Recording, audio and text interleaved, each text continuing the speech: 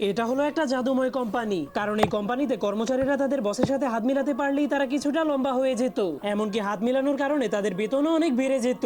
এরপর একদিন একজন নতুন মেয়ে সেই কোম্পানিতে ইন্টারভিউ দেওয়ার জন্য চলে আসে। তখন সে অনেক বড় একটা দরজা খুলে তার বসের কাছে চলে যায়, কিন্তু তার বস তার চাইতেও হাজার গুণে বড় ছিল।